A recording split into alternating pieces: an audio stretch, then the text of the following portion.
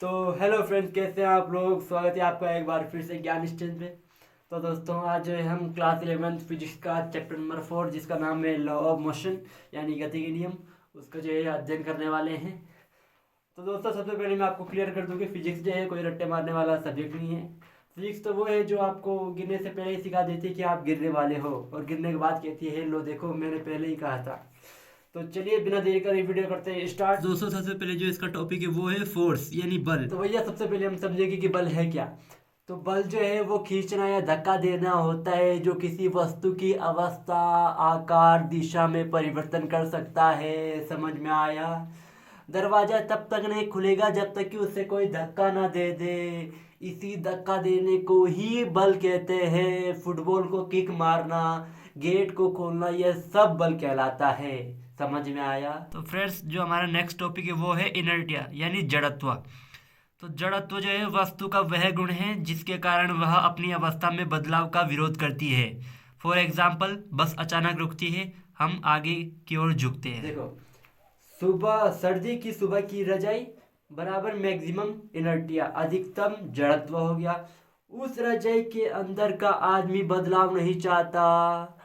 वो जो है अपनी अवस्था में बदलाव का विरोध कर रहा है। वह नहीं चाहता कि वो रजाई से बाहर निकले। इसी को ही हम इनर्टिया कहेंगे, जो अपनी अवस्था में बदलाव का विरोध करती है। समझ में आया। तो दोस्तों, जो हमारा थर्ड टॉपिक है वो है मास यानी द्रव्यमान।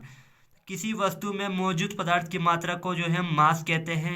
एग्जाम्पल, हल्का बॉल वर्सेस भारी बॉल। मान लो कि आपके पास दो बैग हैं, ठीक है। पहली जो है हल्की बैग है और दूसरी जो है भारी बैग है। हल्की बैग जो है आसानी से उठ जाती है। भारी बैग बोले भैया तुमसे नहीं उठेगी, रहने दो। उस भारी बैग के अंदर जो मात्रा है, जो पदार्थ की मात्रा है, उसे ही हम द्रव्यमान कहते हैं, उसे ही हम मास कहते हैं। फ्रेंड्स, इसके बाद जो हमारा नेक्स्ट टॉपिक है वो है लाइनर मोमेंटम यानी रेखीय संवेग। तो वस्तु के द्रव्यमान और वेग के गुणनफल को जो है हम मोमेंटम कहते हैं। इसमें जो एक फॉर्मूला है P बराबर एम वी। इसमें जो है P जो है लाइनर मोमेंटम को कहते हैं, और M जो है उसे मास, और V से वेलोसिटी। ठीक है।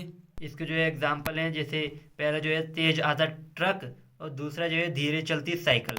इसके बाद हम नेक्स्ट टॉपिक की बात करें तो वो है Newton's first law of motion यानी गति का पहला नियम। न्यूटन की गति का पहला नियम। तो इसके नियम के अनुसार जो है कोई वस्तु तब तक अपनी विराम अवस्था में रहेगी जब तक कि उस पर कोई बाह्य बल न लग जाए। समझ में आया। यदि देखो मोबाइल टेबल पर रखा है, जब तक आप उठाओगे नहीं तब तक कहेगा भैया मुझे चैन से रहने दे। ग्राउंड पे रखी बॉल, जब तक उस पर कोई बल न लग जाए, कोई बाह्य बल न लग जाए, तब तक वो अपनी स्थिति में परिवर्तन नहीं करेगी। चलती गाड़ी बिना ब्रेक के तब तक ही चलती रहेगी जब तक उस पर कोई बाह्य बल न लग जाए। समझ में आया। तो ये जो है गति का पहला नियम है। तो दोस्तों, इसके बाद जो है न्यूटन के जो है दूसरे नियम की बात करें तो इसके अनुसार जो है वस्तु पर लगने वाला बल उसके मोमेंटम के बदलाव की दर के समान होता है, और बदलाव जो है बल की दिशा में होता है। इसका एक फॉर्मूला है F is equal to M A. इसमें जो है F का मतलब फोर्स हो गया, और जो है M मतलब मास, और A मतलब एक्सलेशन। ठीक है। तो इसका जो एग्जांपल जैसे cricket ball versus tennis ball. अब देखो दूसरा नियम क्या कहता है। तो दूसरे नियम के अनुसार वस्तु पर जो लगने वाला बल है उसके संवेग के बदलाव की दर के समान होता है, और जो ये बदलाव है ये बल की दिशा में ही होता है। समझ में आया। हल्की बॉल हल्की मार, भारी बॉल फुल पावर से। समझ में आया। ठीक। अब इसी के साथ जो है गति का तीसरा नियम है। तो इसके अनुसार जो है हर क्रिया के बराबर परिमाण की और विपरीत दिशा में जो है प्रतिक्रिया होती है। तो देखो तीसरा नियम क्या कहता है। तो इसके अनुसार हर क्रिया के बदले बराबर विपरीत क्रिया होती है। जैसे चलना हो गया, गन रिकॉल हो गया। गन से जो है हम शूट कर रहे हैं तो गोली आगे को, गन जो है धक्का पीछे को दे रही है, तो एक क्रिया के बदले वापस विपरीत क्रिया हो रही है, प्रतिक्रिया हो रही है। तो इसे ही हम गति का तीसरा नियम कहेंगे। इसके बाद जो हमारा नेक्स्ट टॉपिक है वो है law of conservation of moments यानी संवेग संरक्षण का नियम। तो अकेले सिस्टम का कुल मोमेंटम कांस्टेंट रहता है जब तक कोई बाहरी बल न लगे। जैसे स्केटर्स का अलग होना, गन और बुलेट का अलग होना, ये संवेग संरक्षण का नियम कहलाता है। जैसे नाव से कूदोगे, नाव बोलेगी मैं पीछे जाऊंगी, ठीक है। तो अकेले सिस्टम का कुल संवेग कांस्टेंट रहता है जब तक उस पर कोई बाहरी बल ना लगे। समझ में आया? इसके बाद जो हमारा नेक्स्ट टॉपिक है वो है फ्रिक्शन यानी घर्षण। तो दो सतहों के बीच लगने वाला बल जो रिलेटिव मोशन का विरोध करता है उसे ही हम घर्षण कहते हैं। तो घर्षण किसे कहते हैं? दो सतहों के बीच लगने वाला बल जो रिलेटिव मोशन का विरोध करता है उसे ही हम फ्रिक्शन कहते हैं। जैसे हम चल रहे हैं तो उससे जो है घर्षण पीछे को लग रहा है।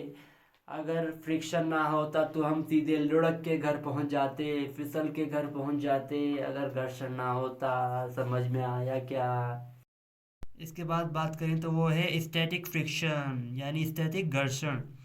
तो वह घर्षण जो वस्तु को चलने से पहले रोकता है। जैसे मान लो कोई भारी अलमारी है, उसे जो है हम धक्का दे रही है लेकिन फिर भी वह नहीं हिल रही है, तो वह घर्षण जो उस वस्तु को चलने से पहले रोक रही है, उसी घर्षण को ही हम स्टैटिक घर्षण बोलते हैं।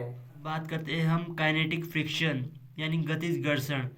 तो वस्तु के चलने के बाद लगने वाला घर्षण ही काइनेटिक फ्रिक्शन कहलाता है। तो देखो, इससे पहले हमने पढ़ा जो है स्टैटिक फ्रिक्शन हो गया। तो जो वस्तु के चलने से पहले जो फ्रिक्शन लग रहा है उसे स्टैटिक बोलेंगे।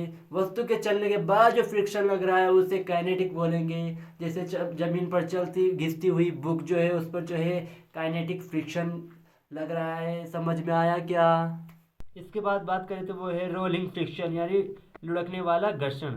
तो लुढ़कती हुई वस्तु पर जो लगने वाला घर्षण है उसे ही हम रोलिंग फ्रिक्शन कहते हैं। अभी जो है हमने फ्रिक्शन के दो प्रकार पढ़ लिए। जो अब इसके बाद जो है तीसरा प्रकार है वो है रोलिंग फ्रिक्शन यानी लुढ़कने वाला घर्षण।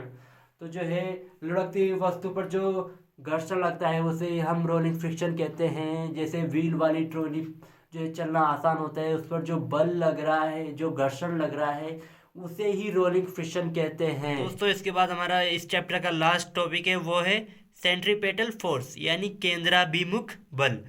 तो वह बल जो वस्तु को वृत्ताकार पथ पर चलाए रखता है उसे हम जो है केंद्राभिमुख बल कहते हैं। एक बकेट में पानी लो और उसको घुमाओ, जोर जोर से घुमाओ। पानी बोले भैया मैं कहीं नहीं जा रहा, पानी बोले भैया मैं कहीं नहीं जा रहा। जो एक ही पथ पर, एक ही वृत्ताकार पथ पर उस बकेट में जो है पानी को घुमाए रख रहा है, जो बल चलाए रख रहा है, उसी बल को ही सेंट्रीपेटल फोर्स कहते हैं। समझ में आया क्या? एक कर्व पर बाइक का झुकना भी सेंट्रीपेटल फोर्स हो गया। एक ही कर्व पर जो है उस बाइक को जो है वृत्ताकार पथ पर जो है चलाए रख रहा है, तो जो वह बल है उसी को हम सेंट्रीपेटल फोर्स कहते हैं। तो दोस्तों, इसी के साथ हमारा जो लॉ ऑफ मोशन है वो भी समाप्त होता हुआ। न्यूटन ने तो नियम बना दिए, अब फॉलो करना हमारा काम है। फिजिक्स से दोस्ती कर लो, दुश्मनी मत बनाओ। तो दोस्तों, इसके साथ हमारा जो है चैप्टर नंबर 4 जो है गति के नियम भी समाप्त होता हुआ। आई होप आप सबको पसंद आया हो। अगर कुछ डाउट हो तो कमेंट करना, और अगर वीडियो पसंद आए तो लाइक करना, शेयर करना, सब्सक्राइब करना। तो मिलते हैं अगली वीडियो में अगले चैप्टर के साथ। तब तक के लिए बाय बाय, टेक केयर।